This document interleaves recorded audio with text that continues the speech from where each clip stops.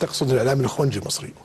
اعلام لا، وعمام مو بخونجي، في زعله، انا ادري احنا وش القصه. الاعلام اللي ينتقد السعوديه او العلاقه السعوديه المصريه هو نفسه ينتقد فخامه الرئيس السيسي. العلاقه السعوديه المصريه علاقه صلبه قويه في اعمق جذور العلاقات بين الدول، لا تتاثر باي شكل من الاشكال. تاريخ مصر والسعوديه دائما تقف مع بعضها في كل الظروف وفي كل الاوقات، ولن يتغير هذا الشيء.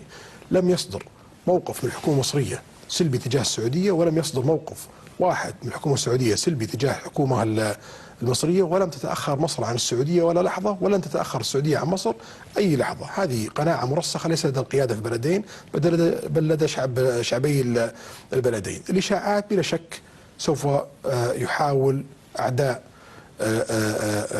المملكة العربية السعودية ومصر خلقها بشكل أو آخر، سواء من الدعاية الإيرانية أو الدعاية الإخوانجية، لإحداث شرخ بين العلاقة السعودية والمصرية.